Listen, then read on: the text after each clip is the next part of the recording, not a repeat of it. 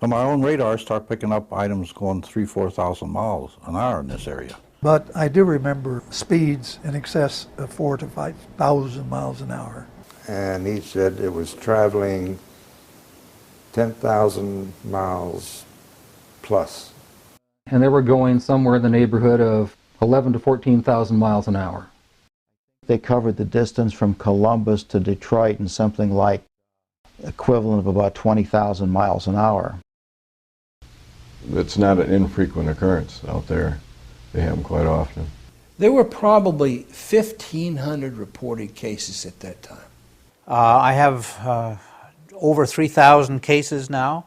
They estimated 100 yards from the left wing was this 100-foot disc. And the strength of the signal was as strong as the surface contact on the water of an aircraft carrier. This contact was huge.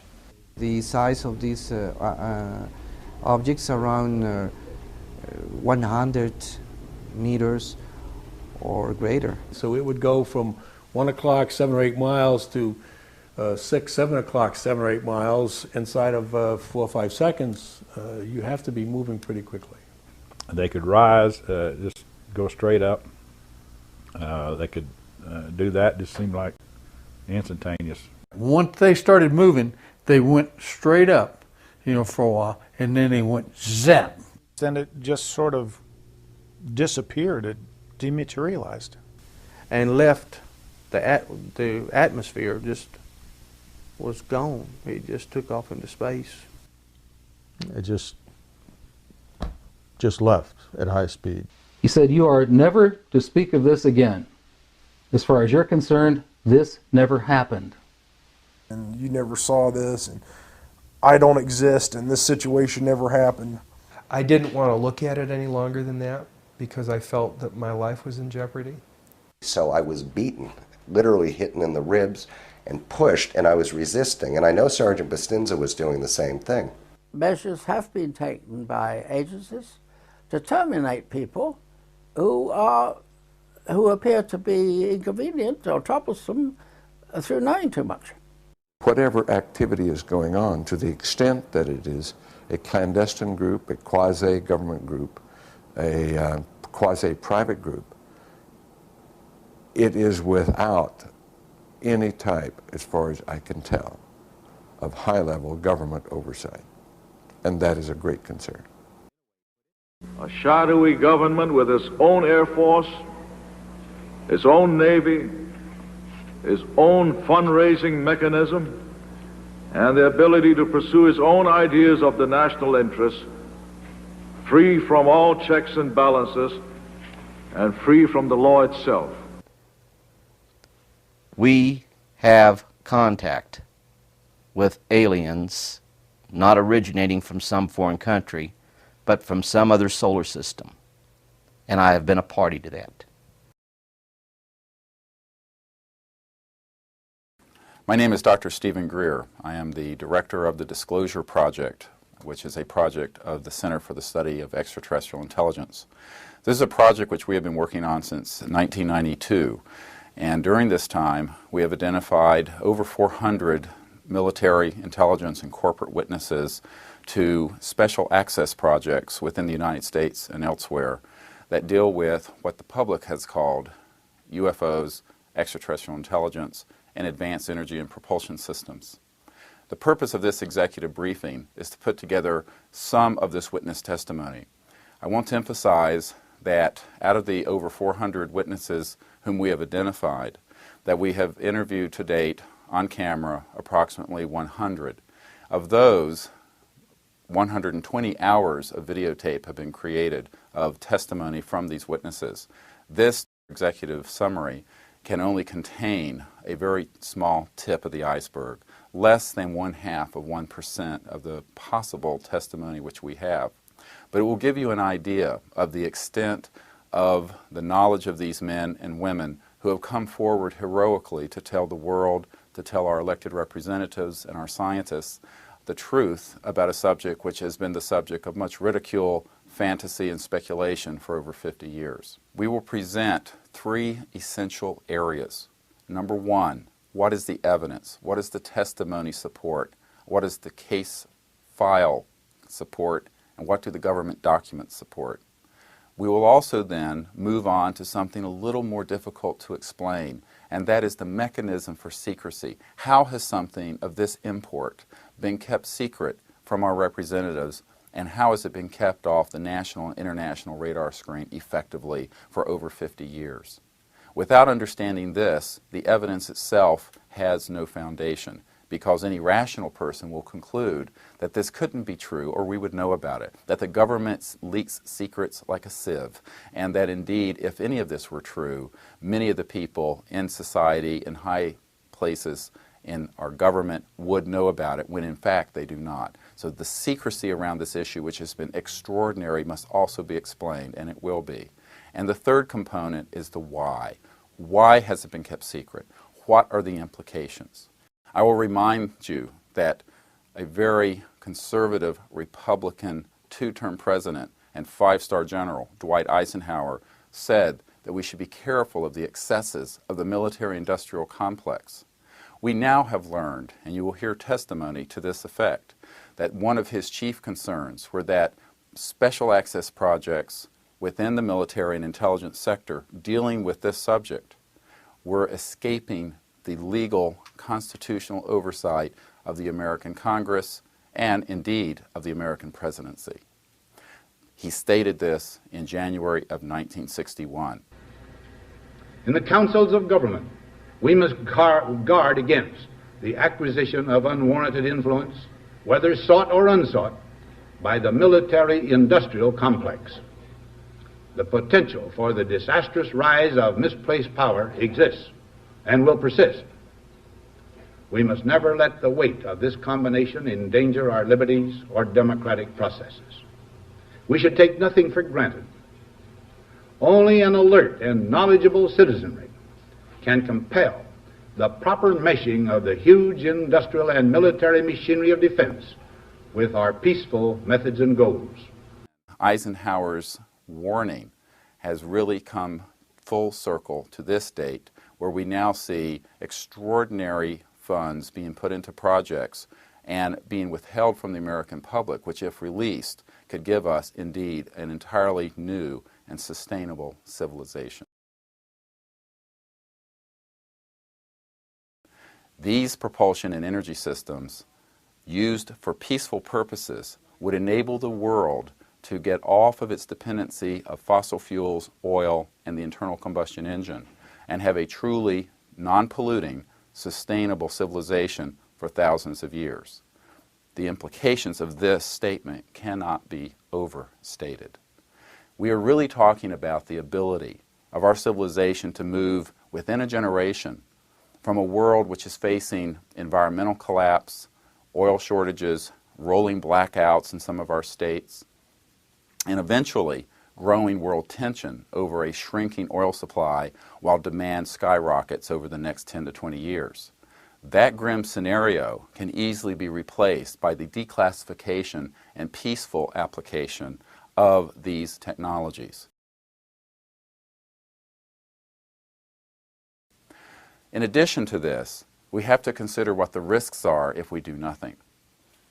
The technologies which are in compartmented secret programs that have been derived from studying extraterrestrial technologies as well as human innovations, which deal directly with energy generation and propulsion systems, are technologies which would enable the entire planet to begin to work in an integrated function and in a way that does not lead to greater and greater spiraling gaps between the rich and the poor. Beyond this, there is something of even greater concern. One of the witnesses whom you will hear from is a person who worked directly with Wernher von Braun, the very famous rocket scientist and space explorer, who warned on his deathbed that there were people planning to put weapons in space or to have space-effective weapon systems, which would be used in a hoax scenario from a threat, a hoax threat, that would be of extraterrestrial origin. There is no evidence that we are under any threat from any civilization from outside our solar system or within our solar system. However, there is a lot of evidence from this testimony that there are people who are deliberately trying to weaponize space under the guise of many situations which are really hoaxed scenarios. This is dangerous because if we are not alone in the universe, we cannot view space as our own private domain for Homo sapiens. We must view space as a frontier which must be shared peacefully with diverse life forms from throughout the universe. One of the points I would like to make also about these cases is that we must accept the testimony of all of these witnesses. The reason we must is that if we begin to dismiss dozens of military intelligence officers, corporate officials, as well as people within other walks of life who have professional credentials, their testimony on this issue, then it brings into question how we view witness testimony on many other things. If we use that same standard, every murder conviction in the United States should be overturned, which has been based on witness testimony. We would also, as Monsignor Balducci at the Vatican has pointed out to us, throw out the entire Bible, since that is almost totally based on human witness testimony of the people who wrote down the accounts during the times of Christ and his predecessors. Storico è vissuto un uomo che si chiamava Gesù. Can show that at a certain historical point lived a man named Jesus. E questa dimostrazione si basa sulle testimonianze degli storici. And in the end, this is based on human witness testimony. Perché come facciamo a sapere che quel Vangelo è di quello lì, quell'altro è di quello là? And how do we know that this gospel is from that man and this gospel is from this man is true? E sono le testimonianze che And they abbiamo are the testimony and the witnesses of those people. Per cui, se si indebolisse il valore della testimonianza If you umana, start taking apart and destroying the value of human witness testimony, le conseguenze sono anche gravi, gravissime, tragiche per la religione, specie per la religione cristiana. the consequences are grave, tremendous, especially for Christian religion. I should emphasize that this human testimony is key, and in a sense is more important than any physical evidence because it is multiple, it is corroborating, and it can not be tossed out in a cavalier fashion. We should be very careful that we do not ignore this testimony because the testimony of these men and women serves as a significant body of evidence with corroboration of photographs and other government documents. To introduce this part of the videotape, which deals specifically with pilots, radar cases, cases that involved telemetry and related technologies, I wish to emphasize that for decades, people who have been skeptical of this subject have claimed that if these objects were real, they would have been tracked on radar. We have no fewer than 20 witnesses from the Air Force, the Marines, the Navy, the Army, as well as civilian authorities in the United States and abroad who are qualified air traffic controllers and pilots who have seen these objects on radar. Please note that these people absolutely will state that these have not been weather balloons, they have not been air inversions, they have not been swamp gas. They have been structured craft traveling at thousands of miles per hour, then suddenly stopping, hovering, or moving in a nonlinear fashion where these objects have been tracked and going from one spot to 500 miles away or further within one radar sweep. Commander Graham Bethune piloted his plane across the North Atlantic in 1951. The testimony you will hear is important and significant for a number of reasons. The object was very close. It was in 1951 and was tracked on radar moving at 1,800 miles per hour, a speed which no craft in the world could move at that time in those speeds. Additionally, We've been able to locate his co-pilot as well as documents from the government of his official debriefing and report, which was made by the Navy and the military at that time. The flight was normally about 10 hours, but that night we had a 60-knot wind, and it was a headwind. And about maybe 300 to 400 miles outside of Keflavik, out of Argentia, I'm sorry, I saw something below the horizon on the water that looked like approaching a city at night. It was just kind of an ambient light, no definition whatsoever, but the same thing that you would see if you were approaching a large city at night. And all of a sudden we saw on the water a yellow halo that was very, very small, about 15 miles away. And it came up to 10,000 feet like that, a fraction of a second. And I thought it was going to go right through us. And I disengaged the autopilot, pushed the nose over because I was going to go under it at the angle it was coming toward me. So what happened, the minute that I did that, it was up at our altitude, and I could see nothing outside of the cockpit but this craft. And so I didn't know which way to go. And then all of a sudden I heard a racket. I didn't know what it was. And I said, "Fred, what the hell was that?" He looked around and he says, "Oh," he said, "everyone was ducking in the back of us, and they collided, and they're all laying on the deck back there, scrambling on the deck." So when I looked back, it wasn't there. And he says, "It's over here on the right-hand side." Now, it was about a mile or so away on the right-hand side, and it kind of drifted forward maybe to a position maybe 5 miles away, and that's where it stayed with us for quite some time. This is when we could first see, it wasn't above our altitude, it was below our altitude, but it's still above the horizon where you could see the side of the craft, you could see the dome, and you could see the color around the perimeter of the craft. And then we knew that it was a friendly encounter. I said, "Doc, did you see what we saw?" And he says, "Yeah." He says, he looked me straight in the eye. He says, "Yeah." He says, "It was a flying saucer." So I went back forward and I said, "Dal, whatever you do, don't tell anybody we saw anything. He'll lock us up as soon as we get on the ground." He said, "It's too late." He said, "I just called Ganner to control to see if they could track this by radar." So that's how it got out. So when we landed at Argentia, the Air Force was there, and they interrogated us. And the captain that did the interrogation did a real good job, but you could tell that this wasn't his first time that he'd ever interrogated anybody as far as these craft were concerned.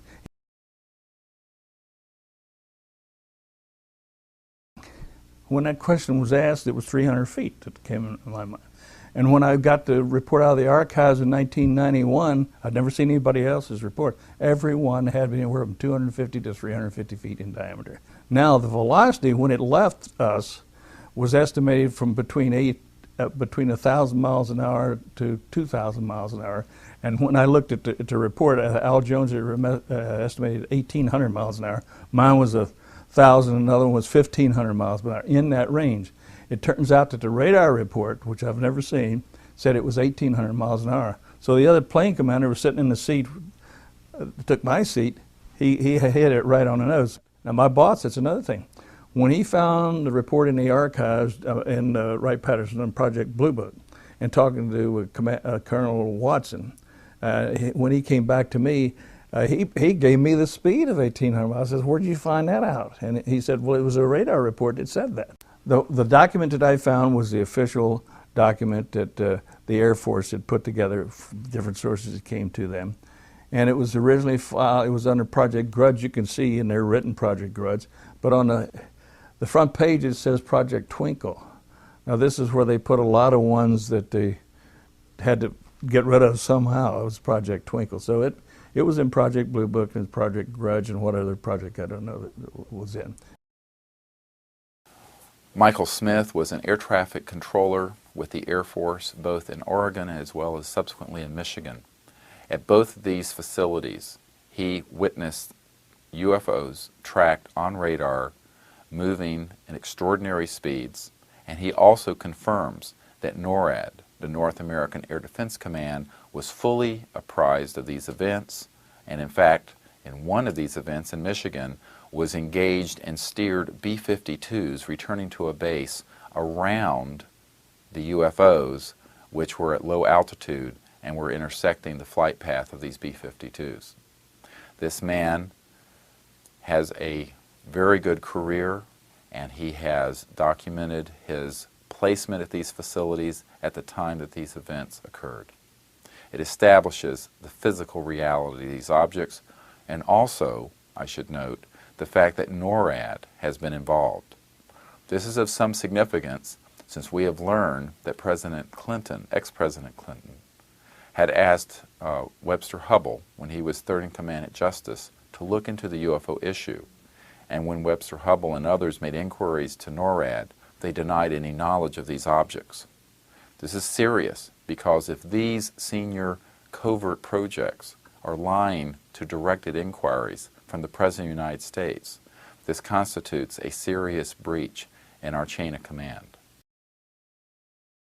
In spring of 1970, while I was stationed in Klamath Falls, Oregon, I came up to the radar site on the evening shift, and where there's normally 2 or 3 people in the radar room, there was quite a few, from the cooks to maintenance, all kinds of people, and I asked what was going on, and they said that they was watching a UFO, and I immediately was stunned and asked if the Pentagon was notified. Somebody called the president, and they said no, they don't do that.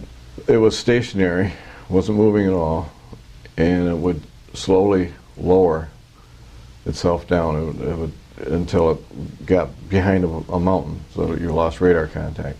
It would stay down for about 15 minutes, and the next thing you knew, it was right back up there.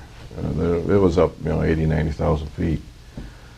And then the next sweep of the radar scope, it would be, like 200 miles away, stationary, completely stopped.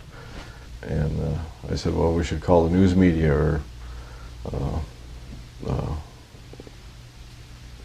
call somebody. This is earth-shaking news, and to me. And he said, no, just calm down. NORAD knows about it. They called NORAD, and that's when the senior NCO pulled me to the side and said that NORAD knows about it. That's the only people we notify. We don't talk about this. We don't tell anybody about this. The people that know, and we just watch, see what happens, and that's it. And I insisted, well, there has to be a report filed or something filed, And he said, well, that there is a report that you can file. It's about 1 inch thick.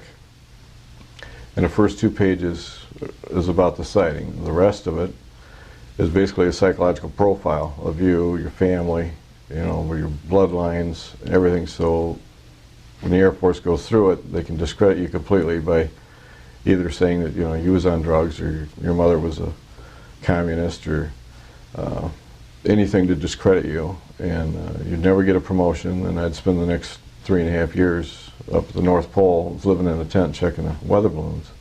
My second encounter was while I was stationed in Sault Ste. Marie, Michigan. It was in 1972. I was working alone that night when I got a phone call from the switchboard operator. He said he had the state police on the phone and wanted to talk to me. He was real frantic when he got on the phone and said that there's 3 UFOs over the north tower of the Mackinac Bridge. So I immediately, turned on the radar. When they asked if I had it on radar, I told them no.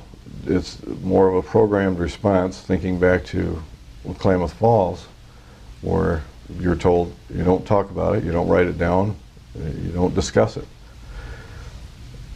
And in the meantime, I called NORAD and told them, and they looked it up, and they said, oh, it's coming up, they're going up I-75. I said, yes, at about 70, 80 miles an hour.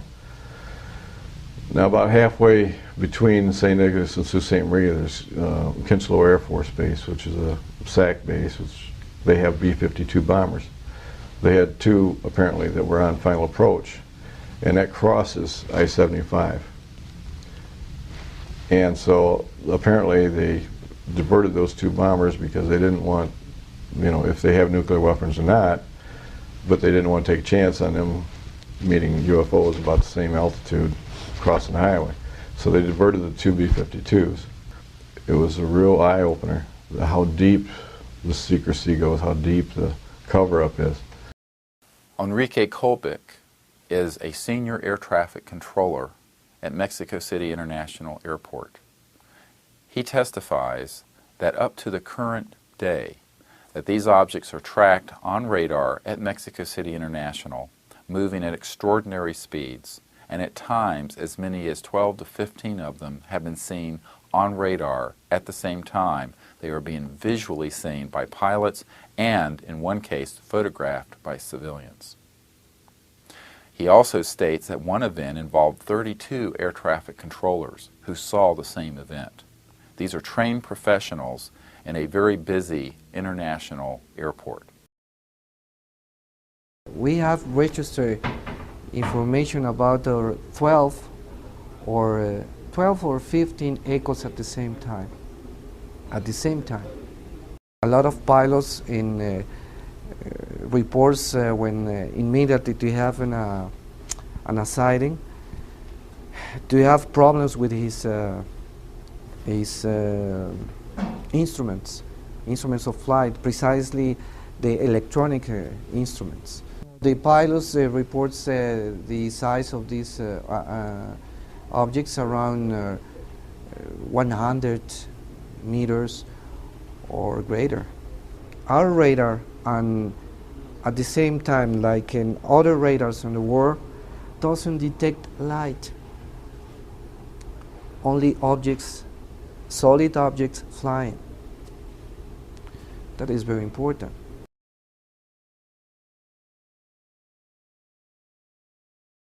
We have two Mexican aircrafts flying, bound to the, coming from the north to the airport, flying to land. When one of them reports to have inside a small object of red color flying faster and passing beside him very fast, and the aircraft that was flying behind of the first reports to have another more inside, and they have visual contact with these three different objects, different color. Was red, and the other two white. Around 32 controllers have the same sighting, the same phenomenon inside. This kind of phenomenon appears sometimes 12 times a day, 12 times a the month, or at the week. This phenomenon, of course, doesn't count with a flight plan. Nobody knows nothing about them. Appears when they want to appear. Chuck Sorrells is a career Air Force military man who was at Edwards Air Force Base in 1961 when not one, but at least 7 UFOs were over Edwards Air Force Base airspace, moving in extraordinary nonlinear fashion at enormous speeds, making right-hand turns and other maneuvers which no known aircraft could do. They were on radar, they were seen visually, and a special UFO officer scrambled and authorized a jet to intercept these objects. They were present between 1:30 a.m. and dawn, meaning that this event lasted for 5 or 6 hours. At about 1:30 or so in the morning, I noticed this real bright light to the east of my field, and it was kind of a light green, I would describe it, and it had a red light underneath it, and the red light, it wasn't actually a flashing light, it's kind of, I'd say, pulsating type, probably be a better description of it, red underneath, and it had a white light on top that just glowed. And I had the one of the detachment guys from the interceptor detachment that was on the base there, had the captain down there, got him awake and got him to go out and look at it. And yeah, what is that, you know? And so we talked about it for a while. And RAPCON people, that's radar people that on the base, they didn't have any aircraft in the area at the time. And so we called it down to the air defense people at Los Angeles Air Defense Sector. And the director down there decided he got to call around these sites, and at one point in time they had at least 4 different radar sites that were getting radar returns on these things. And then all of a sudden there's like 3 more objects, and they had similar characteristics as far as the lighting is concerned, but these 3 stayed like together. They stayed like I don't know if they were formation or what it was, but anyway, these 3 stayed together, and then they stayed there for a little bit, and then they moved down to the south of me and sat there stationary a while. And then a little bit later on, there's 3 more appears, but these 3 are individual ones, and so at this point I had like 7 of them. This goes back and forth for I don't know, 2-3 hours. And they finally decided to scramble an aircraft on it to go up and take a look at it. And this was coordinated with the other higher headquarters, and I think NORAD was involved and everybody. Well, about 3 different times that night, he was able to, he'd say contact. And that contact means he had contact with something on his radar in the cockpit of the aircraft. But these objects played around there for the remainder of the ship, and they just disappeared into the atmosphere. I know a lot of things this was not. I know it was not a helicopter. I know it was not an airplane. I know it was not a balloon, a weather balloon or any other type of balloon. And I know it was no known aircraft flying object that we know of today, or at that time. And it wasn't a laser show, it wasn't anything like that. But they could move real fast. They could move from the east, they could be to the east of my field, and then in just a short period of time they could be to the west. They could probably go 30 or 40 miles in time you could snap your fingers twice. I mean, just fast. Colonel Charles Brown is a career Air Force officer, a hero of World War II, and worked specifically in Project Grudge. This is a project which for many people didn't really exist, but it did. And his testimony not only proves its existence, but also he will state, and you will hear, how the project had definitive cases and evidence, cases that involved ground radar, air visual, and ground visual all at the same time in the same event. And as he said, it doesn't get any better than that. Basically because of my counterintelligence training and police work in an outfit called Office of Special Investigations. Since I had one of the few pilot-trained investigators, I ended up doing a lot of investigations of unusual aircraft accidents in which sabotage was suspected. And as a consequence, became acquainted with some outstanding scientists and worked with the Air Technical Intelligence Center on a project called Grudge. At that time, Office of Special Investigations was a worldwide investigative unit in the Air Force, and were given the responsibility of investigating what became known as unidentified flying objects. And my job was to hand carry these reports over to the technical center and coordinate them with the project officer, answer any questions from an investigative viewpoint that I could assist on. Some of the objects reported were tracked on radar. We had objects with 4-way confirmation: ground visual, ground radar; airborne visual, airborne radar. And so far as I'm concerned, it don't get no better than that. I do remember speeds in excess of 4,000 to 5,000 miles an hour, which were far in excess of any known aircraft that we had or any of the enemies There's no question, I've seen radar photographs of organized flights of unidentified objects, balls of light, if you will. And these were on radar, ground, visual, ground radar, airborne visual, airborne radar. Now the airborne visual, strangely enough, by the time they get a couple of fighters down there, those things apparently disappeared whenever they wanted to. Mr. John Callahan is a senior FAA official. He was third or fourth down from the top of the FAA underneath Admiral Ingram at the time in 1986 that a major UFO event happened over Alaska.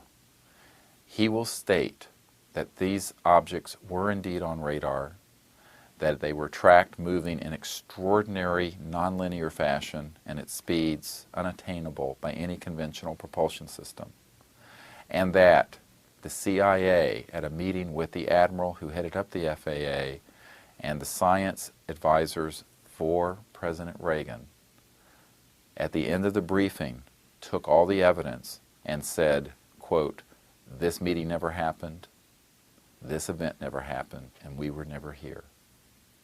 I wish to emphasize that John Callahan is one of those senior government officials that people are always asking about. Where are they? Why don't they come forward? Well, Mr. Callahan has come forward, and his testimony is definitive. In addition to John Callahan's testimony, we have an enormous amount of material which he had kept from his days at the FAA as a senior official there. These include the pilot's report of the encounter, the actual videotape of the radar tracings, the FAA report which was generated, and transcripts of the air traffic controller talking to the Japan Airlines 747 captain, a military pilot, as well as subsequently a United Airlines pilot. The way it started is there was a 747, a Japanese airline, 747 was coming from the northwest going across the Alaskan territory. And he was at either 31, 33, or 35,000 feet. And it was, I want to say around 11 o'clock at night, but you can check the real times. He called and asked the controller if the controller had any traffic at his altitude. And the controller said no. Basically, it was a midnight operation. They didn't have too much traffic. And he said, well, something like I have a target at my 11 o'clock or 1 o'clock position, about 8 miles. Now, in the 747, they have radar in the nose that picks up the weather outside there. So his radar is picking up a target. He sees this target with his eye, and the target, the way he described it, was a huge ball with lights running around it, and I think he said it was like 4 times as big as a 747. Well, when they read the reports that come through, the FAA has to protect themselves, so you can't say you saw a target, even though this is what he said. So they made him change his report to position symbols, which makes it sound like it wasn't really a target.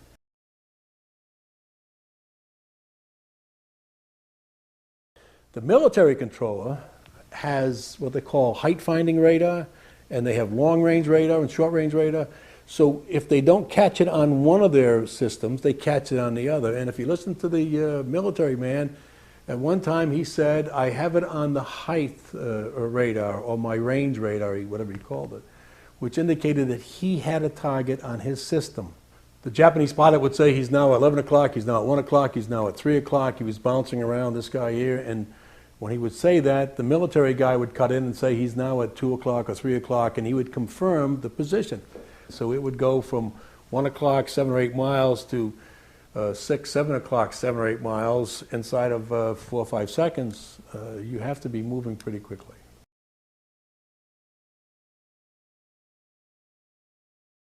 When it was all done, and we went back to Washington the next day, the administrator had called down and wanted to know if he had a problem or not.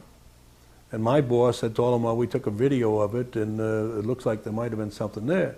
The administrator, which was Ingen at the time, Admiral Ingen, he said, well, have you got that video with you? Can you show me the video? And I said, yeah. And then, you just plug it in and play it.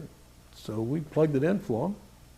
He started watching it, and after about 5 minutes, he told the staff, I canceled my, he had a meeting with someone in 15 minutes. He says, first he said, I'll be late, and then next it was cancel, and then I'm going to be here till this is over. So he watched the whole thing just over half an hour. Well, a few minutes later, the Admiral calls down and says, I set up a briefing tomorrow morning at 9 or 10 o'clock, what it was. In the round room, bring all the stuff you have, bring everybody up there, and give them whatever they want, and we want to get out of it. Just let them do whatever they want to do with it. They brought in 3 people from the FBI, 3 people from the CIA, and 3 people from Reagan's scientific study team, and I don't know who the rest of the people were. But they were all excited. When they got done, they actually swore all these other guys into that this never took place. We never had this meeting, and this was never recorded. He said this is the first time they ever had 30 minutes of radar data on a UFO, and they're all itching to get their hands into the data and to find out what it is and what really goes. And if they come out and told the American public that they ran into a UFO out there, it would cause panic across the country, so therefore you can't talk about it. And they're taking all this data. So I said, okay, take all that data. That's what you want. But they took only what we had there. They didn't ask me if there was anything else that I had. They said they're taking all this data. And I said, fine. Now, I had the original video that I took, and I had the pilot's report that came through, the first report, and I had the FAA's first report that was all downstairs on my table. They didn't ask for that, so I didn't give it to them. When they asked me what I thought, I told them that it looked like we had a UFO that was up there. The reason it wasn't on the FAA's tapes was because it was too large of an aircraft, and it was picked up as weather, so we wouldn't record it. That the pilot, the Japanese pilot, seen it. The Japanese pilot drew pictures of it. Eventually, they gave the Japanese pilot a hard time because of what he said he was embarrassing his country. Our military controllers said they seen it. Our FAA controllers said they seen it. Our FAA controllers, after a period of time, came back and said they really didn't see a target. They saw something else, which makes it sound like somebody is helping them fill out the reports, and therefore that looks suspicious.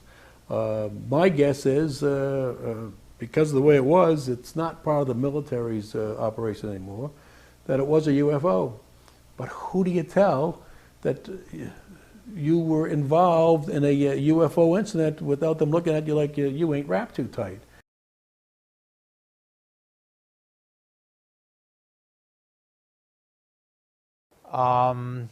Captain Kenju Teruchi was piloting a Boeing 747, Japan Airlines, from Paris, France to Tokyo over the polar route. And I interviewed him by phone. I'm the only civilian to interview this gentleman, after he and his crew had a major sighting over northern Alaska on their way to Anchorage to land for refueling. And as a result of his following the rules, which he did, making a report out, landing safely, delivering the cargo, being a good pilot, Japan Airlines asked him to not fly anymore. I have over 3,000 cases now. A certain proportion are certainly historical that I've not interviewed myself, because in some of them they're so old I wasn't even alive. I wasn't born yet. And many of them come from Project Blue Book, which is the official Air Force study of the subject. And I would say in half of the cases at least, the phenomenon appears to approach the airplane, not the other way around. It's as if the aircraft is the focus of attention or curiosity, if I may use that word, of the phenomena. That the pilot's flying along, minding his own business, and something comes up alongside one wing for 15 minutes at cruise altitude, cruise speed, and then sometimes will flip over to the other wing, or stay right at the nose of the aircraft and then do barrel rolls along the flight axis. Some very interesting maneuvers. I could say that at least in the non-black programs, we could not do what these objects were reported as doing. As a result of this review of my AirCat files, I found a number of cases back in the 60s, for instance, when the Air Force was still heavily involved in this subject, where they stepped in and interviewed, let's use the word, commercial pilots, not just their own military pilots, but commercial pilots, and ended the interview by saying, "You're not to tell anybody about what you saw."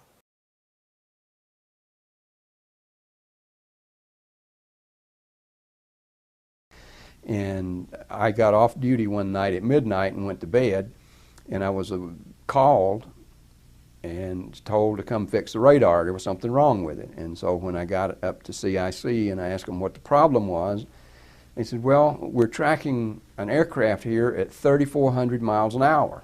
And I said, well, there is something wrong. So I took that radar offline, put the standby radar online, and went to work, and I started running all the tests, and everything was normal. So as a result of talking with them, I said, I can't find anything wrong with the radar.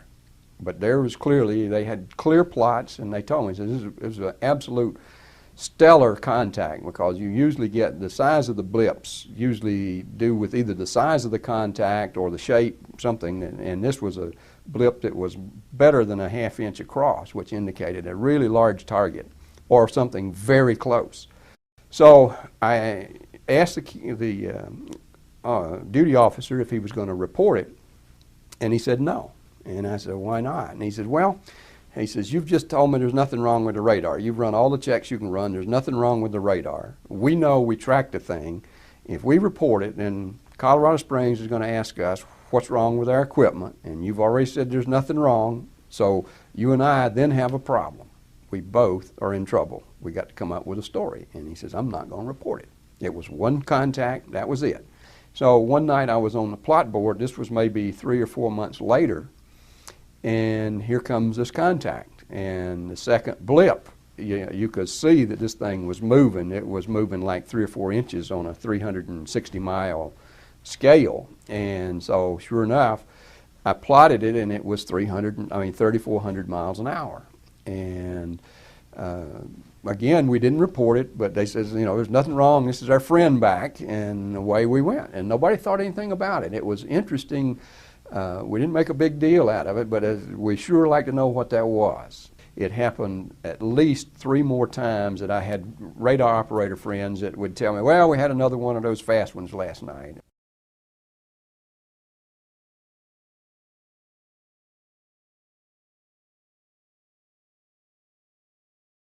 And I was flying a flight from San Francisco to Boston, the DC-10. And we were about halfway between Buffalo and Albany at 37,000 feet. All of a sudden the airplane started, it was on autopilot. The airplane started at about a 15-degree bank, turned to the left. And of course I looked out the window automatically, that's what you do when the airplane starts to turn. And I saw this brilliant light off. And it's hard to tell exactly how far out it is, but it was very, very bright. And the first officer saw it, and the second officer got out of his seat and took a look. About that time, the first officer hit the autopilot release button and went back to manual control. And as I was looking out the window, this thing that we had vision, this thing that we saw, disappeared back towards the left of the airplane and to our rear at a very rapid rate. This next section of the video, of this briefing tape, is regarding the Strategic Air Command and nuclear facilities. I wish to emphasize that the witnesses we have here, again, are from diverse services. They range from the Atomic Energy Commission to people who have been at Strategic Air Command facilities and at missile launch control facilities throughout the United States and Canada. These witnesses give unmistakably clear testimony about the fact that these extraterrestrial vehicles appear to be quite concerned with our weapons of mass destruction. And in fact, more than one of these witnesses has stated to me that they believe that these extraterrestrial vehicles were there because they were very concerned that we might blow ourselves up or that we might begin to go into space and be a threat, perhaps someday, to other civilizations. Professor Robert Jacobs, as a respected professor at a major United States university, who back in the 1960s was in the United States Air Force assigned to Vandenberg Air Force Base. His testimony is corroborated by letters and documents we have from his commanding officer, Florence Mansman. This man was present when a special photographic array photographed a testing of an intercontinental ballistic missile, and as it reached subspace, this missile was intercepted by one of these extraterrestrial vehicles and was rendered inert. This was on film. The film was confiscated. They were told to be quiet about it, and the specific frames dealing with the UFO encounter with this missile were cut out by intelligence officers and were never seen again. Again, this witness, who has tremendous credibility, has corroboration from a now deceased senior military officer and subsequently a professor at Stanford University, Florence Mansman. They counted down the missile. We heard engine ignition, liftoff. We knew the missile was underway. And we were looking down south, southwest, and the missile popped up through the fog. It was just beautiful. And I hollered, "There it is." And our guys on our M45 tracking mount with 180-inch lenses on it got it. And the big BU telescope swung over and got it. And we followed the thing, and sure enough, we could see all three stages of powered flight as they burned out and dropped away. And then, of course, to our naked eye, all we saw was a smoke trail going off into subspace as it headed off toward its target, which was Eniwetok Island, Eniwetok Atoll. So we whooped and shouted and heard the film wrap off in the BU telescope, and figured, well, that was our first big deal, and we got it. We sent the film back down to Vandenberg, and I don't know exactly how long it was after the event. It might have been a day or two. I was called into Major Mansman's office at the 1st Strategic Aerospace Division headquarters. And I walked into his office, and they had a screen and a 16mm projector set up. There was a couch, and Major Mansman said, "Sit down," and there were two guys, as I recall, two guys in gray suits, civilian clothes, which was fairly unusual. And Major Mansman said, "Watch this," and turned on the film projector. And I watched the screen, and there was the launch from a day or two before at Big Sur. It was quite exciting because of the length of the telescope. As the Atlas missile entered the frame, we could see the whole third stage, which has two rocket nozzles like this and one in the center, a gimbaled one in the center, filling our frame from about 160 miles. That was pretty exciting optics. We watched that stage burn out, we watched the second stage burn out, we watched the third stage burn out, and into the frame came something else. It flew into the frame like this, and it shot a beam of light at the warhead, which is represented by my thumb here. Now, remember, all this stuff is flying at several thousand miles an hour. So this thing fires a beam of light at the warhead, hits it, and then this thing flies up like this. Meanwhile, we're all going like this, fires another beam of light, goes around like this, we're going like this, fires another beam of light, goes down like this, fires another beam of light, and then flies out the way it came in. And the warhead tumbles out of space. The object, the points of light that we saw, the warhead and so forth, were traveling through subspace about 60 miles straight up. And they were going somewhere in the neighborhood of 11 to 14,000 miles an hour when this thing caught up to them, flew in, flew around them, went like this, and flew back out. Everything was going about between 11 and 14,000 miles an hour that way. Now when the lights came on, Major Mansman turned around and looked at me and said, "Were you guys screwing around up there?" And I said, "No, sir." And he said, "What was that?" And I said, "It looks to me like we got a UFO." Major Mansman, who was a very good reader of film, said that the feeling at the time was that it must have been extraterrestrial. That they assumed that the beam of light that struck the warhead, the dummy warhead, was some sort of plasma beam because it looked like a plasma beam. He said what happened is this. They took the film and they spooled off the part that had the UFO on it, and they took a pair of scissors and cut it off. They put that on a separate reel, they put it in their briefcase, they handed Major Mansman back the rest of the film and said, "Here, I don't need to remind you, Major Mansman, of the severity of a security breach. We'll consider this incident closed." Colonel Ross Diedrichson had an illustrious career with the Air Force, which was followed by many years of service with the Atomic Energy Commission. During those years with the Atomic Energy Commission, he learned of specific incidents, not just one, but many, where these UFOs were over weapon storage areas, nuclear manufacturing facilities, as well as intercontinental ballistic missile sites. He also testifies that he learned specifically that we were planning to demonstrate our power to the Soviets by placing a nuclear missile on the moon and exploding it there, and that this missile was intercepted by extraterrestrial vehicles as it left Earth's atmosphere. This man has had a tremendous career, and we have documentation of his assignment not only in the Air Force, but at the Atomic Energy Commission. He is an elderly gentleman who is coming forward because he thinks this should be known by the world. This is July of 1952. And of course, during that period of time, I made a lot of contacts. I was a staff officer for the Military Liaison Committee between the chairman of the AEC and the Secretary of Defense. And so I became acquainted with not only the Army, Navy, and Air Force, but civilian agencies, the CIA, the National Security Agency, and other contacts which I developed.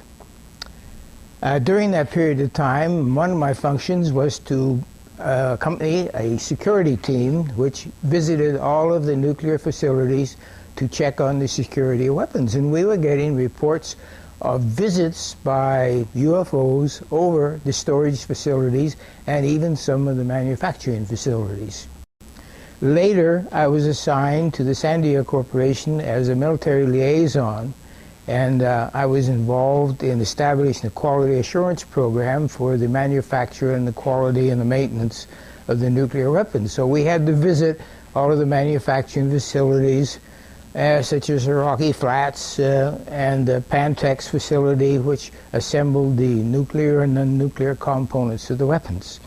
And so there again, we observed the UFOs were very much interested in the facilities that we were visiting.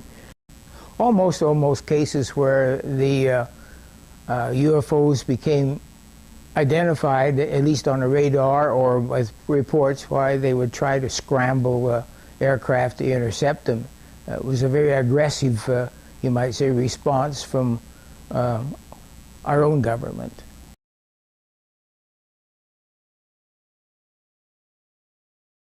Then I was assigned to the Unified Pacific Command under Admiral Felt during the 60s, and I was the officer in charge of the alternate command post involved in nuclear weapon operation planning.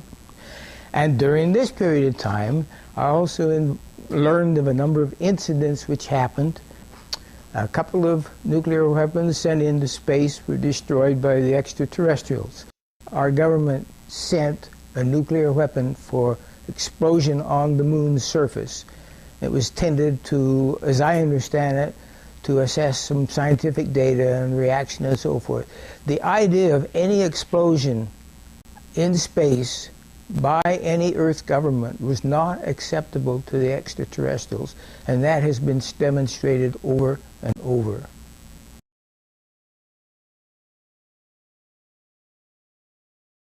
And then further on, I finally retired from the Air Force and joined the Boeing Company, where I was assigned to the Minuteman program, where I was responsible for the configuration accounting of all the nuclear fleet of Minuteman 1, 2, and 3.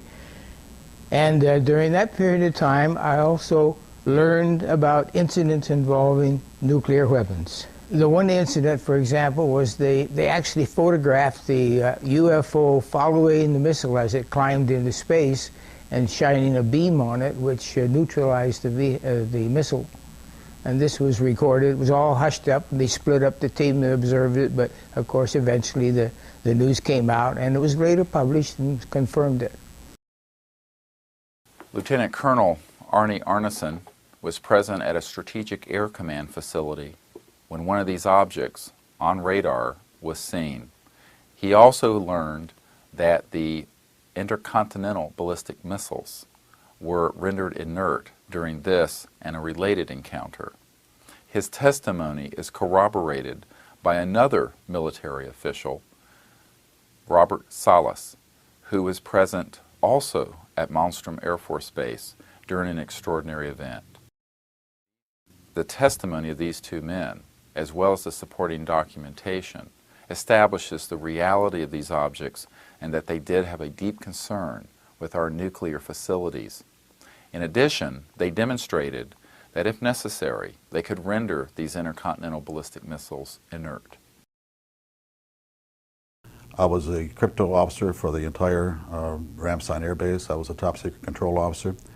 And in that capacity, I happened to see a classified message go through my comm center which said that a UFO has crashed on the island of Spitsbergen, Norway, and a team of scientists are coming to investigate it. I do not recall where the message came from, where it was going to, because in that capacity, we were oftentimes told, what you see here, leave here. But I can recall seeing that. The next thing that comes to mind is one that took place in 1967. I was in charge of the Communications Center at 28th Air Division at Malmstrom Air Force Base, Montana. I was, again, the top secret control officer there. I dispatched all the nuclear launch authenticator to the SAC missile crews and whatnot, so I had a very good top secret background to go on. One night, or one day I should say, I happened to see a message that came through my communications center. There again, I cannot quote the date, where it came from, where it was going to, but I do recall reading it and saying that basically that a UFO was seen near missile silo numbers, I can't recall, but it was hovering there, and it said that the crew going on duty and the crew coming off duty all saw the UFO just hovering in midair. It was a metallic circular object, and from what I understand, the missiles were all shut down. They were in the missile silos, and they were being, I don't know what SAC does as far as activating a missile is concerned, but it's basically on a standby mode, so it can be launched. But when they say it went down, it means it went dead. And something turned those missiles off, and so they could not be put in a mode of launching.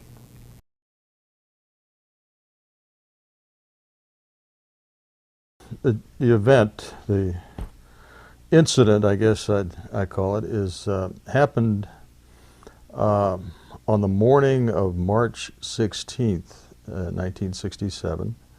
As I recall, it was early in the morning, and I received a call from my topside security guard, and he said that he and some of the guards had been observing some strange lights flying around the site. It wasn't more than, well, within a few minutes, I'd say, maybe a half hour later. He calls back, and this time he's very frightened. I can tell by the tone of his voice, he's very shook up, and said, "Sir, there's a glowing red object hovering right outside the front gate." He said, "I'm looking at it right now. It's a glowing red object. I've got all the men out here with their weapons drawn." And of course, he was all shook up while he was telling me this. He was very excited. I immediately went over to my commander, who was taking a nap. We have a little cot down there in a rest period. And I was telling him about the telephone call we just received. Then, and as I was relating this to him, our missiles started shutting down one by one. There were approximately anywhere from 6 to 8 that went down, but they went down in rapid succession, which again is extremely rare. And in the meantime, I called upstairs to find out what the status was of this object. The guard said, well, the object has left. It just left at high speed.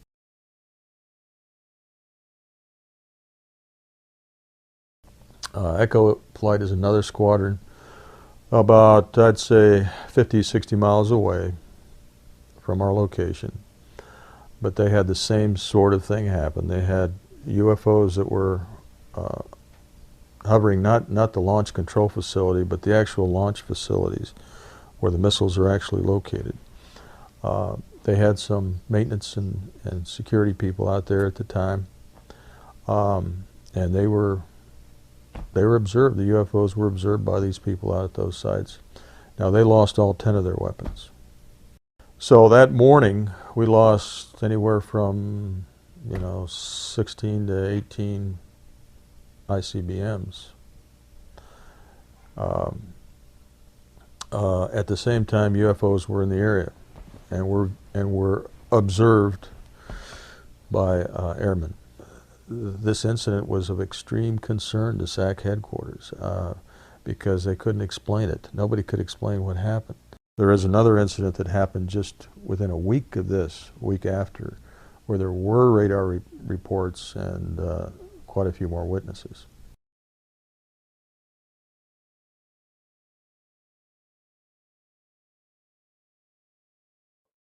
So we all turned around, and they're sitting about, I'd say, a half a mile from the tower, and at about 3,000 feet was 3 silver UFOs, sitting in a farmhouse, 2 here, then 1 covering the center. Once they started moving, they went straight up, for a while, and then they went zap. And they was off our scope, and our scope would go out to 260 miles. And so that you calculate that, and that's pretty fast. I called headquarters, and the guy on the phone, I said, okay, we got a contact. And he says, you mean SAC is running a mission against you? I said, not SAC. Not SAC. What then? I said, Cosmos. Wait a minute. He said, scramble your phone. So there's a switch you could throw that scrambles everything with mine. And I said, okay, my phone's scrambled. Yours scrambled, mine's scrambled. You taking pictures, taking radar pictures, taking real pictures. He says, okay, don't say another word. He says, I will send a courier up there. He'll get there in about 6 hours. You turn everything over to him. We are never officially ever noted for those pictures that they ever received those pictures. It just went secret. It went black, like it never happened.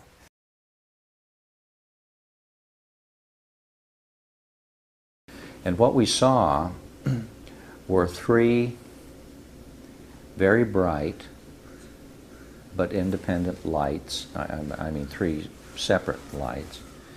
We assumed they were independent. And they were in a perfect, I guess, equilateral, a perfect triangle. The curious thing about this formation of lights that caused us to watch it for an extended period of time, 10 or 15 minutes we watched it, was that first it was silent. Second, it was moving slowly, but in a perfectly constant altitude, perfectly constant velocity, and perfectly constant direction from north to south. When I arrived at the command post the next morning at about 6:30 in the morning, it was unusually active and unusually well-staffed. In fact, it was a beehive of activity, and there were people who had obviously been there most of the night. And it seems that these lights did position themselves over the alert force of B-52s, over the alert pad, where there were a specified number of B-52s configured for their wartime mission. And these lights were very interested in that wartime configuration, it would appear. And as sorties returned, I was told by those who had been there overnight, they were asked to close with and try to identify these lights. And this included B-52s, KC-135s, and even some of the F-106 interceptors that had been out doing their particular training missions as well. And the pattern was the same. Each time an aircraft would approach, the lights would depart in ways that defied any aerodynamic knowledge that anybody there had. Just rapid accelerations, rapid changes in direction, including vertical, and just doing things that something that is flying by the rules of aerodynamics that we understand would not have been at all possible. This whole event took from beginning to end probably in the range of 6 and perhaps more hours. And in retrospect, it is curious how quickly that subject just was dropped. It just wasn't discussed.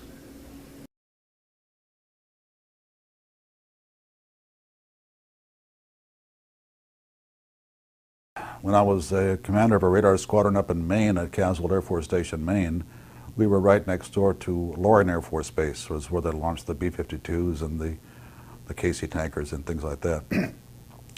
I had a lot of security friends over there at Loring who told me about, and I have no first-hand knowledge of it, but they also had seen UFOs hovering near the nuclear weapons storage area on Loring Air Force Base. And a lot of my technicians that worked for me as a communication electronics officer, they would tell stories about things going across the radar screens at fantastic speeds. You know, they were not, nothing could go that fast.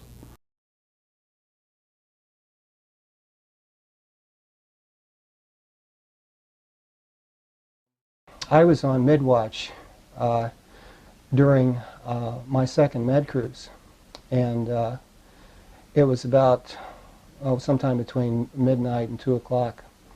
And I had a contact come on the radar scope. I knew the difference between surface search radar and air search radar. There's differences in polarity of the radio signal and things like this, and how the waves come back, all the stealth kind of stuff, you know, active and passive electronic countermeasures. So I know the difference between a flock of geese, or, you know, wave returns, or false echoes. In fact, this was the first thing that challenged me to check it out in ECM as to whether or not the contact that I had on the scope was genuine. Because this was between 65,000 feet and above, and the strength of the signal was as strong as a surface contact on the water of an aircraft carrier. This contact was huge. It was got my attention, and the attention of others that were on watch. There were 4 enlisted on watch and 2 officers at the time. And so anyway, in this particular case, it was showing up on height-finding equipment, and it was showing up on radar equipment.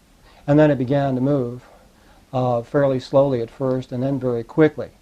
The CO came in, and he wanted to know what the heck was going on here, and they looked at it and asked what the hell was that, you know, and it got the attention of the captain at that time. Was Captain Clark, was my captain. My commander was Commander Gibson at the time. And there was only one person on watch in ECM, and before I knew, in a matter of 15 minutes, the ship was being turned, and 2 Phantom IIs were being prepared for launch. The Phantom IIs went to afterburners, and they were about 100 miles or so away from this contact and turned on their conical scan radar to lock on, and it winked out. Just disappeared. After they land on the pipe 35 minutes later, and everybody's settled down, this thing winks back on again, and it's about 12 to 15 miles from the ship, hovering at about 30,000 feet. And in any event, they went out, and the lookouts couldn't see anything. Nobody could see anything. But it was there on our radar scope. It was not a false signal. And my SEAL told me, Jordan, this, what have you got in your log? This never happened. And I wasn't the only one there on watch that night. So anybody who was there at that time knows what I'm talking about and knows that it's the truth. But less than a dozen people knew what went on that night, and that ship had 5,000 men on it.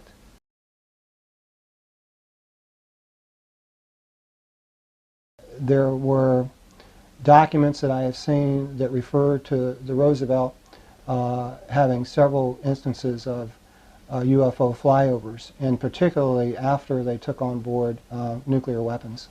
And I was on board when they did take those on for the first time.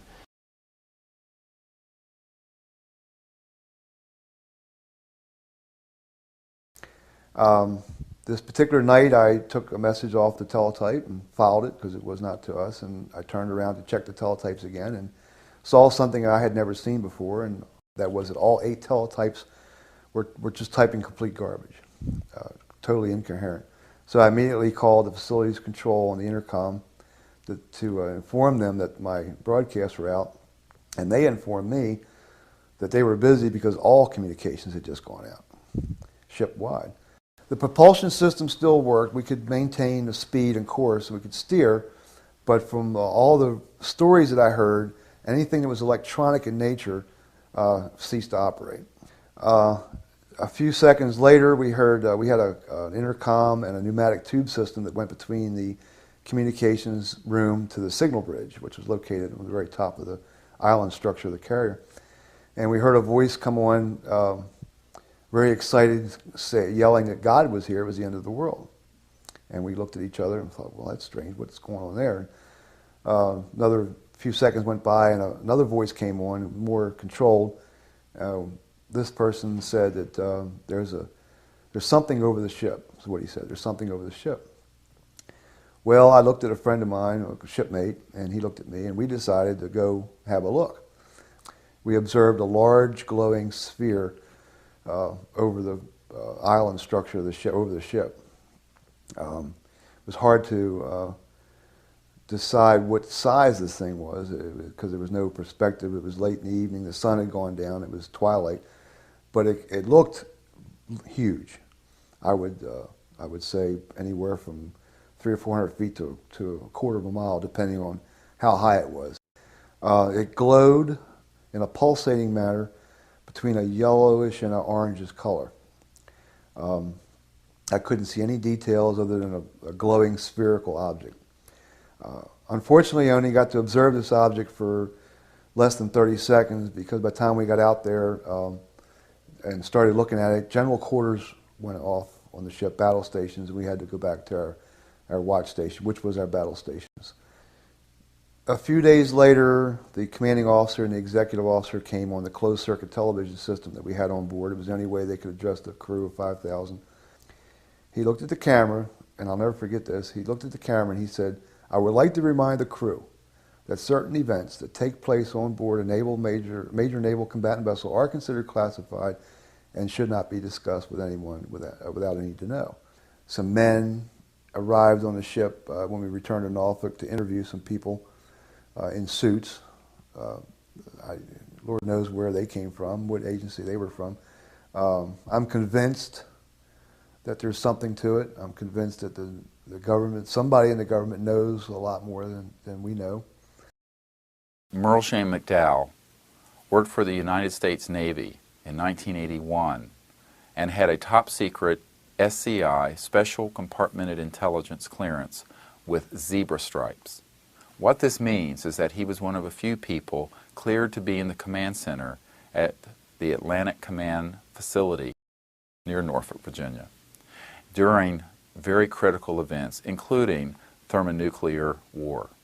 Merle Shane McDowell's testimony establishes that an object came in off the northern North American coast, was tracked on 4 or 5 radar stations, that jets were scrambled from multiple facilities to intercept and to attempt to force down this object which came from space. He will also testify that this object moved in one radar sweep from off the northern coast of North America to off the coast of Norfolk, Virginia, and then down to off the coast of Jacksonville, Florida.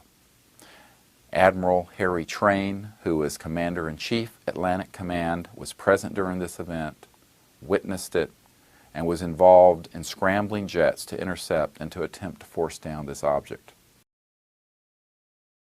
I was granted, after a 6-month wait, a top secret special compartmented intelligence clearance with a zebra stripe identification badge, which permitted access to all facilities on the base at all times.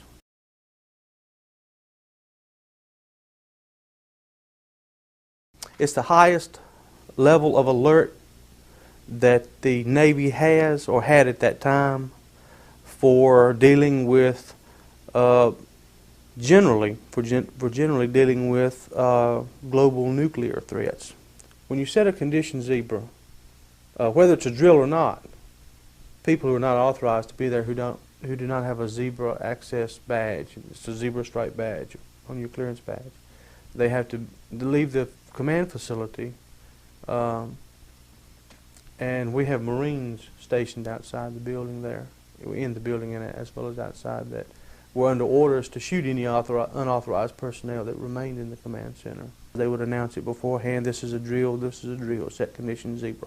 And unauthorized personnel would be escorted out of the command center if they didn't already know that they had to leave.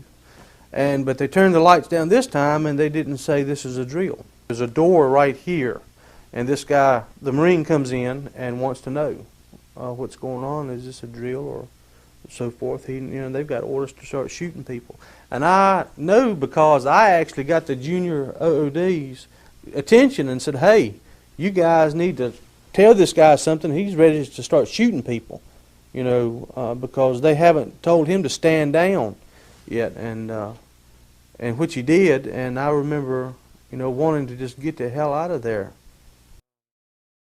We had contact with an unidentified flying object that had entered our airspace. And at that point, when Admiral Train found out that it wasn't the Soviets, and that he wanted to know were the Soviets responding to this threat also, that was the moment that he gave authorization to put 2 planes up to go see what this thing was. Pilots, you could hear the pilots' live voice transmissions being piped into the command center, visual confirmation on the object, description of the objects. Pilots were able to close a couple of times and be able to see that the object was not an aircraft that we were familiar with, was nothing that we had, was nothing the Soviets had, and that was determined very quickly. This thing absolutely had complete control of the situation and could just be wherever it wanted to be just in a matter of seconds. One minute we're closing on it off the coast of Maine, the next minute it's in Norfolk, headed south towards Florida. As Admiral Train was doing, he was scrambling, authorizing planes up just left and right, up and down the whole eastern seaboard. It headed out over the Atlantic, towards the Azores. I do remember them saying that it had pulled up at a 66-degree angle as it approached the Azores, like this, and it just pulled up at a 66-degree angle without slowing down or anything, and left the atmosphere just was gone. It just took off into space and was gone, and just like that. The only descriptions that I recall that the pilots actually made were that they could not find any markings on the aircraft. They could not find any visible signs that the thing had wings, a tail, windows, a cockpit, or anything like that, or any markings from any country. they did get close enough to get some photographs taken that were later brought over to the command center. Well, from the photograph, I could remember the shape. What I would have said would have been, I would say a cylinder. I would say a cylinder because it was abrupt. It had abrupt ends. The ends didn't taper down like most aircraft.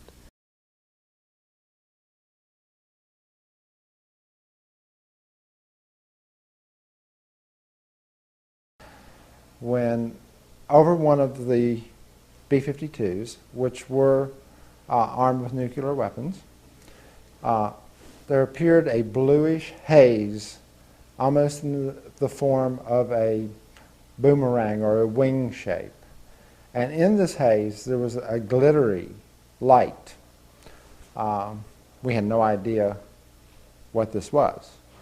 And we do know that the SAC teams were called to ready, so they came out to the plane. But prior to that, this just hovered over the plane for a short period of time and then just vanished.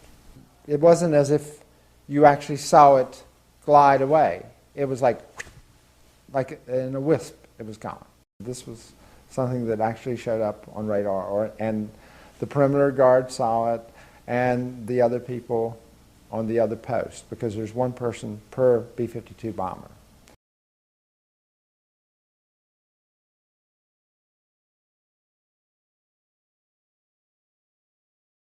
Astronaut Gordon Cooper is one of the heroes of our country. He witnessed not only a daytime UFO event in Germany, but in addition, while working and connected to the U-2 project at Edwards Air Force Base, his team had one of these objects land in broad daylight at Edwards Air Force Base. It was filmed. He oversaw this film being developed and sent to the Pentagon under special circumstances. Again, this is a hero of our country, astronaut Gordon Cooper, stating that one of these objects, a UFO, landed in the 50s at Edwards Air Force Base, and it was filmed. He saw the film, and it was sent back to the Pentagon. And his testimony cannot be contradicted because of the credibility that this great man has.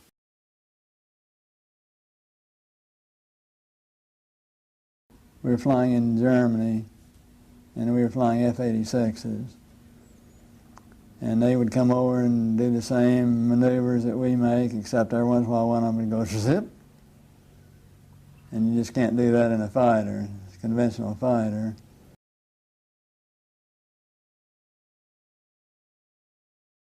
I was having some cameramen film the installation of a precision landing facility we were putting in right on the edge of the dry lake. And this saucer flew right over them and put down 3 little gear and landed out on the dry lake bed. And they went out to, picked up their cameras and moved on out toward him filming.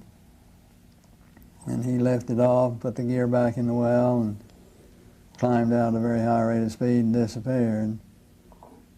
And so while I was going through all the regulation books and finding out the number to call in Washington to report it, I had them go over and develop the film. By the time they got back with the developed film, I was on the higher and higher and higher level officer talking to me. Finally with the colonel telling me to, when the film arrived at my desk, to put it in the carrier pouch. There would be a courier there at my office by that time already, and they'd arranged for him to fly in our base airplane back to Washington with these films.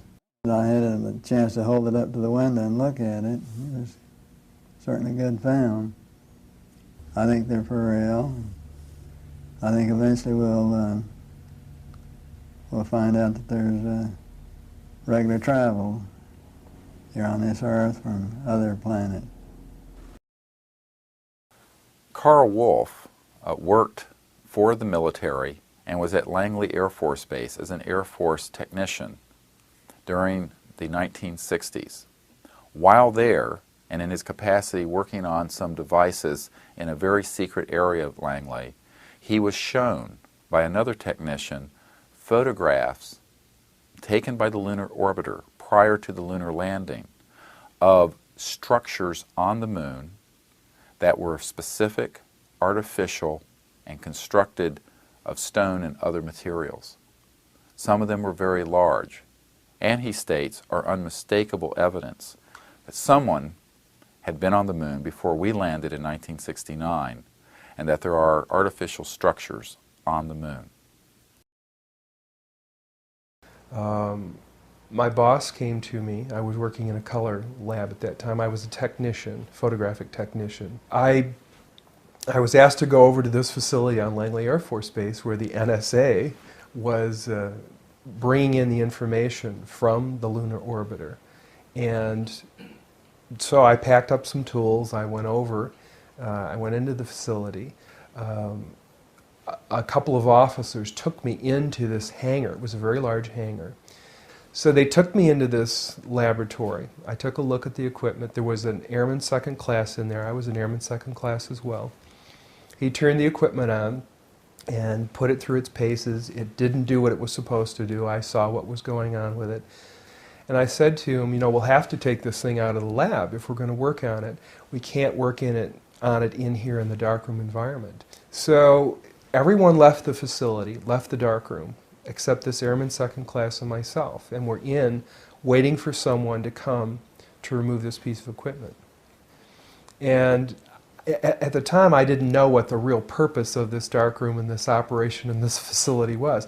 I thought this was where they were bringing the data in and then releasing the images to the public. They were doing 35 millimeter strips of film at that time, which were then assembled into 18.5 by 11 inch mosaics, they were called. There was a digital signature and a grayscale on every 35 millimeter strip.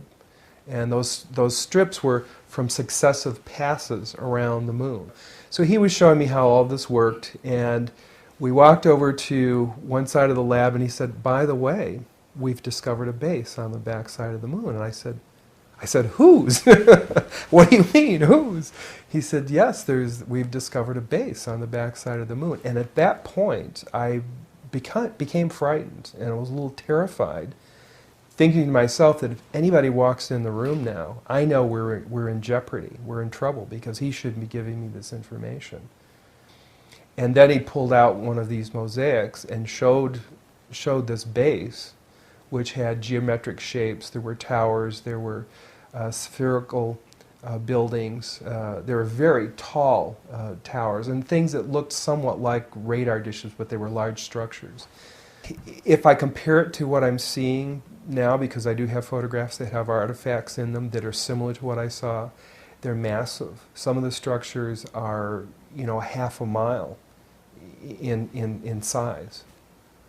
So they're huge structures. Some of the buildings seem to have very reflective surfaces on them.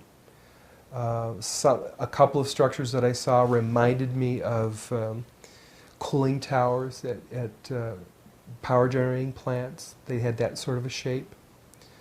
Some of them were just very, very straight and tall with a flat top.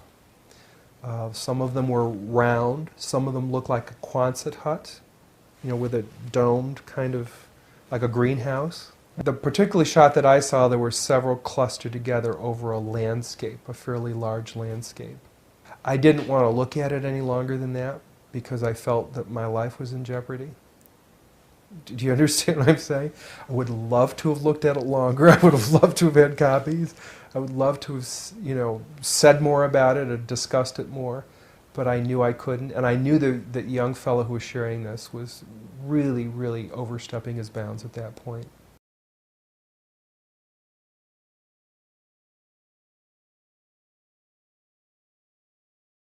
They said, we were going to show you a film that might help you best put into perspective what you gentlemen have witnessed and help you maybe put it to bed a little bit for yourselves. This thing went all the way up to the space program. It showed, and I swear to God, it showed structures on the moon, these box kind of things that looked sand-colored. It showed that lunar car moving around. I remember those clearly because I remember being a child when all that was happening, but them at a distance pointing, astronauts pointing at these box-looking things, structured objects moving off the surface of the moon, filmed by definite Apollo missions.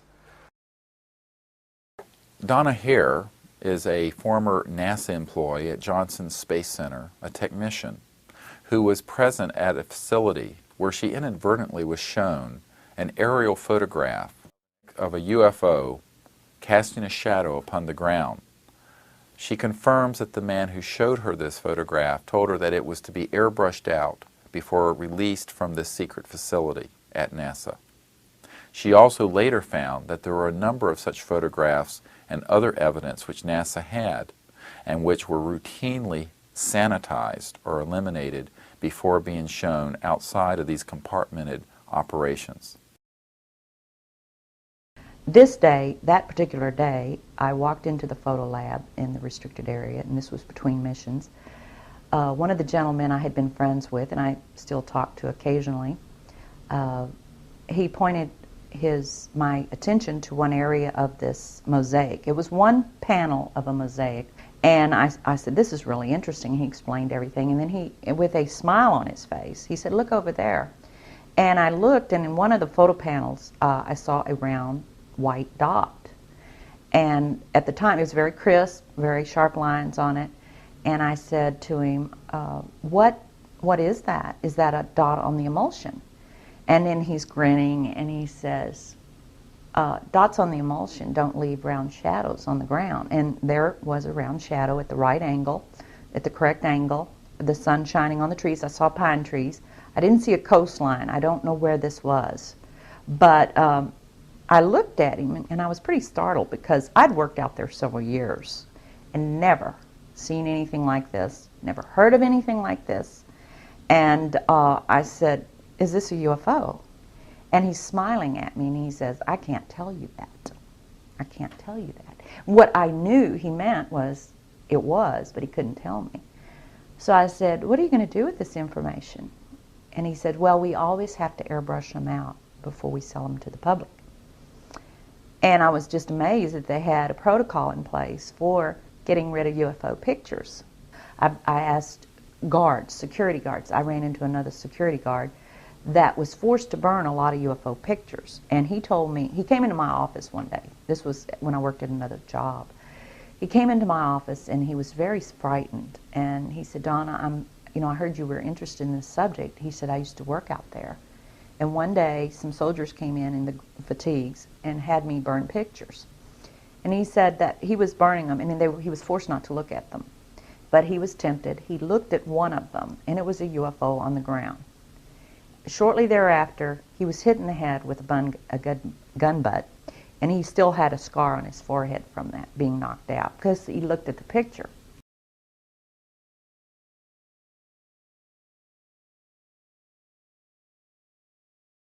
And we get quite a bit of information about the sightings. We get drawings of what the vehicles look like, whether they landed or not, whether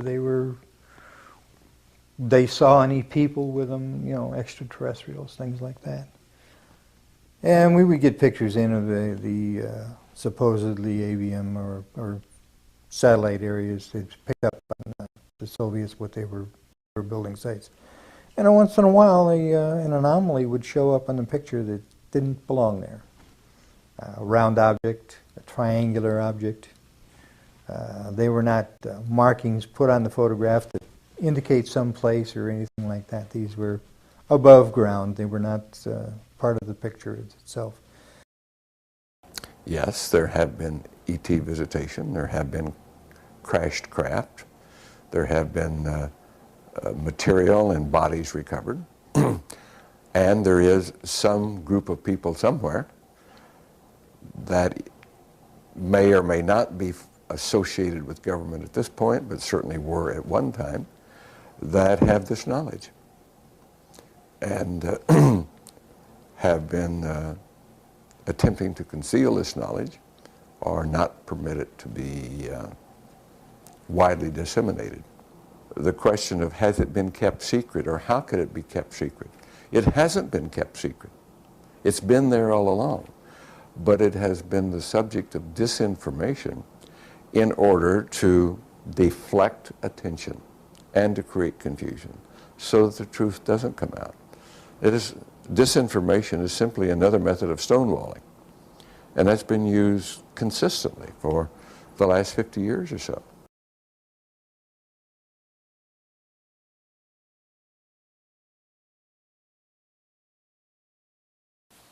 Nick Pope is a Ministry of Defense official, still currently employed at the Ministry of Defense, who headed up the Ministry of Defense's UFO office for investigating this phenomenon for a number of years in the 1990s.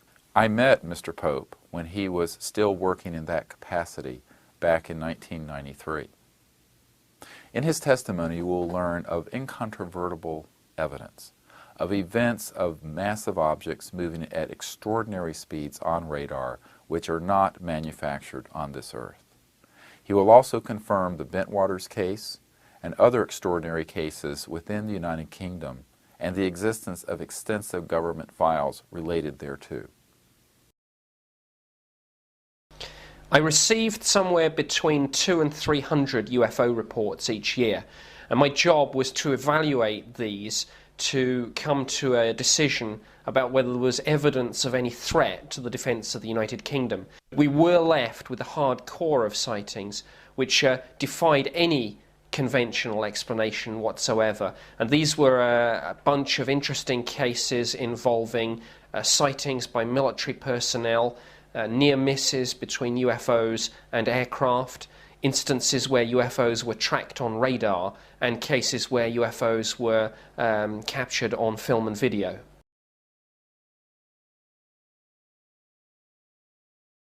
One of the most significant waves of sighting in Europe took place over Belgium in March of 1990, and on that occasion UFOs were seen by large numbers of people on the ground and tracked on radar, resulting in 2 F-16 fighter interceptors being scrambled.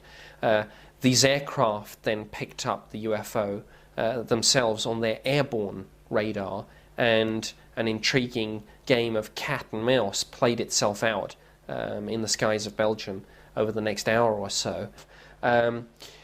On the 30th and 31st of March 1993, a series of UFO encounters took place over Great Britain, the most interesting of which involved an occasion where 2 Air Force bases were actually overflown by a large triangular or diamond-shaped UFO.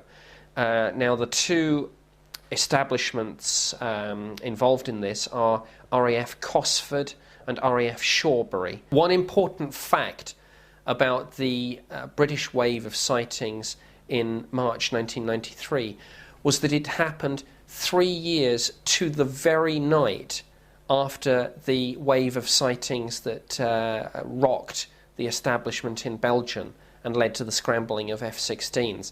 That, again, was late on the 30th and in the early hours of the 31st of March. I've made no secret of the fact that I believe some of these UFOs may well be of extraterrestrial origin. Now, I know that that's an extraordinary statement for a serving officer in the Ministry of Defence to make, but it is me speaking on the basis of 3 years official research and investigation. So I don't make these statements lightly, and I don't do so on the basis of a blind leap of faith. I do it on the basis of the data held by the government.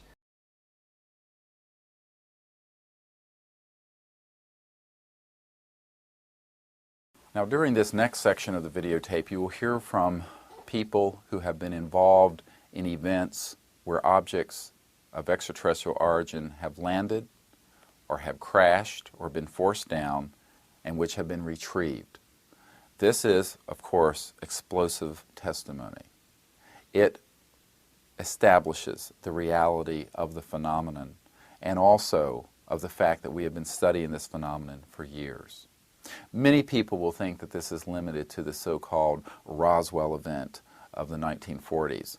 This could not be further from the truth. In fact, there have been multiple events, at least a couple of dozen events where objects of extraterrestrial origin have been acquired, have been retrieved, and which have been studied. We think that this is something which is of extreme importance because you cannot consider that covert programs, having spent hundreds of billions of dollars over the decades on research and development, so-called reverse engineering or back engineering of extraterrestrial technologies, have not had significant breakthroughs. The testimony will show that in fact we have had breakthroughs which have trickled out to our society in the form of certain advances in electronics. However, the central breakthrough dealing with the physics of the quantum vacuum space, the so-called zero-point energy phenomenon, as well as the anti-gravity electrogravitic phenomenon, that these technologies have been withheld from our society. Brigadier General Stephen Lubkin is a practicing attorney in North Carolina and a brigadier general in the Army National Guard with the JAG Division. He, as a young man, was assigned to the White House during Eisenhower's period, and also at the Pentagon saw some of the material from the crash of an extraterrestrial vehicle in New Mexico. He also speaks about Eisenhower's knowledge of the subject and his great concern about the fact that there were projects and activities about which he apparently was not being informed. We were in the basement of the Pentagon, and in those days, that was in 1959, there was a tremendous amount of security there in the basement of the Pentagon. Anybody who's worked there knows what I'm talking about. I learned a lot about Project Blue Book. Blue Book was discussed quite openly in the office. Sections of Blue Book were opened for discussion, and then there were other matters as well that were brought to our attention one afternoon when we were just about ready to finish up training. It was about 3:30, maybe 3:45 in the afternoon. Colonel Hollibird brought out a piece of what appeared to be metallic. It was a metallic piece of looked like a yardstick. It had deciphering. It had encryption on it. He did describe them as being symbols of instruction, and that's as far as he would go. But he did infer that the instructions, whatever they might have been, were something that was important enough for the military to keep working on a constant basis. It seemed giant-like when I saw it because it was the first time I'd ever seen anything like this before, and all eyes were just peeled on that particular thing. And when he told us what it was, it was frightening. It was eerie. There, you could have heard a pin drop in the room when it was first mentioned. Well, he said it had been taken from one of the craft that had crashed in New Mexico, and that it had been taken from a box of materials that the military was working on. They didn't use the word reverse engineering at that time, but it was something similar to the reverse engineering that they felt like they needed to work on, and it was going to take years to do this.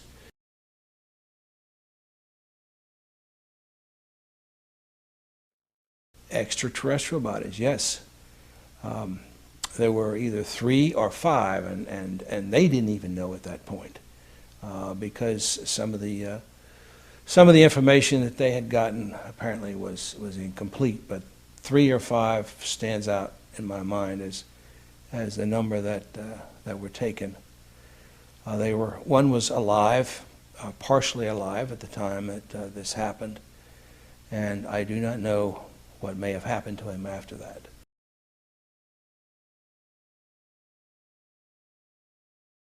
The findings that were put in there were highly scientific, and they were highly gone over by the people that knew knew what they wanted to put in there.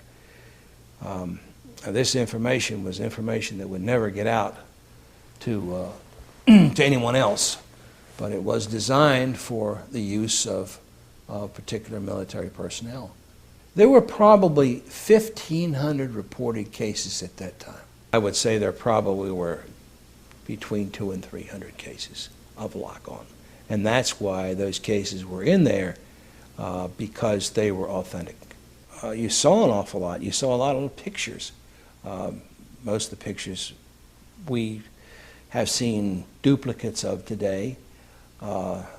Some were, the pictures that I saw were, I think, maybe a little bit better. They were taken by Air Force pilots, as well pictures of the UFOs. Yes. So they actually had pictures of UFOs in these. Oh, indeed, they did. Yes, not only the Air Force, but some were taken by civilian pilots. Some were taken by Marine Air Corps pilots, and some were foreign.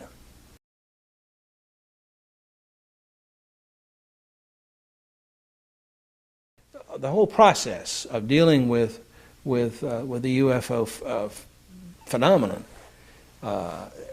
could not be handled anymore by one agency, and so in order to keep it alive, and I guess as cheaply as possible, it was given to various and sundry parts of the government to work on, and I guess they thought that they could also keep the intelligence factor as secret as possible by giving little agencies a little bit here and a little bit there, and that oftentimes is done with matters like this. But what happened was Eisenhower got sold out.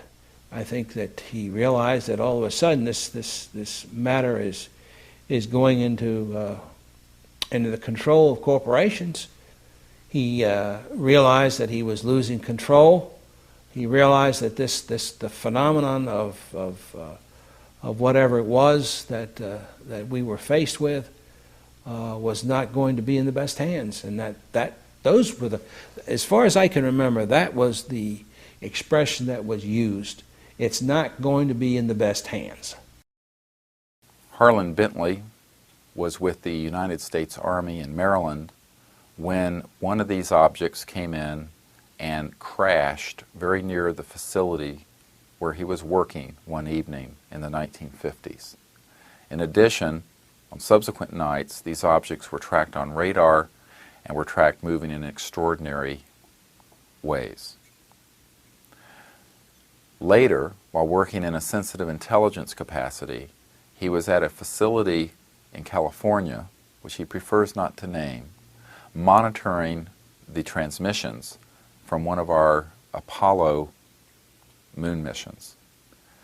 And in this transmission, he heard and has testified that the astronauts encountered some sort of UFO or object in space en route to the moon. In 1957 to 59, I was mostly outside of Albany, Maryland, just north of Washington, D.C., at a Nike Ajax missile facility. I was a radar operator. In May of 1958, about 6 a.m., and the reason I knew it was 6 is because that's when everybody got up, I looked out the window. At first I heard a sound. It sounded like a pulsating transformer. I looked out the window and looked across the field and saw this object heading towards the ground and saw it crash. It broke apart, and then it took off again in flight. It was probably in excess of 30 feet in diameter. It had circular balls appeared on the outer rim up close to a cake-like fixture on top. And they were different colors. They were orange and red and some yellow, but they were pulsating. So, I mean, it was quite a sight to see as it was wobbling towards the earth and hit. And it came in at a fairly rapid rate.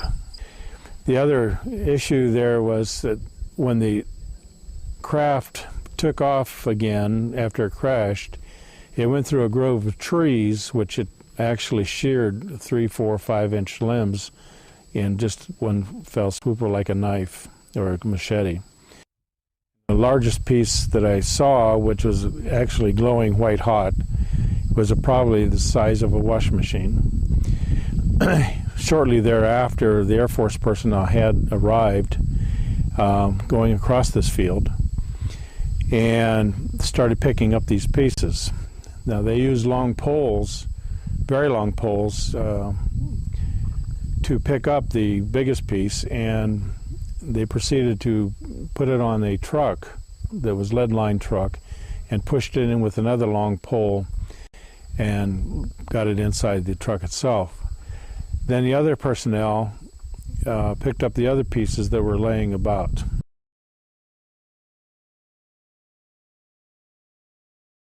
The real exciting part happened the next evening while I was on duty, and it was approximately 10, 11 at night. And I got a call from the Gaithersburg facility saying that they had 12 to 15 UFOs 50 to 100 feet off the ground.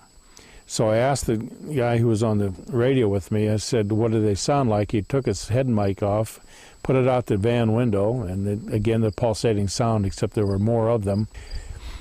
I had the radar on, the M33 radar, sweep radar, and I found right next to the ground clutter where Gaithersburg sits, I found the blip where these vehicles were. And then all of a sudden they all took off at the same time. And from my radar scope it went one sweep. It's a 33 1/3 RPM. To go that distance from the center out to where I got the next blip in the first sweep at a constant velocity would have to be 17,000 miles an hour, which we calculated from our analog computer.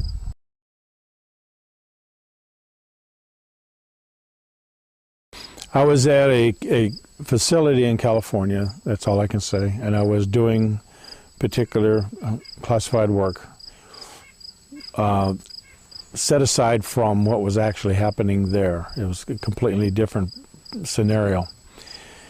The only thing I can say is it was occurring at the same time that our astronauts were doing a loop around the moon and back again. On their trip to that moon, or to the moon itself, I heard the expression of the bogey coming in at 11 o'clock. Well, familiar with that particular term, I perked my ears and started listening a little bit and discovered that Houston and the astronauts were talking back and forth about a collision. And the astronauts asked for permission to do avoidance for a collision, and Houston finally granted that permission to do that. And after the comm links settled down a little bit, the astronauts said it's not necessary. They are now paralleling our course, and there was a discussion as to what was paralleling that course. There was another type of ship. There were portals there that they could see in. They could see beings of some sort. They did not describe these beings. They just took photographs. And after a while, a few thousand miles, and then they took off from the capsule that they were flying in and went away.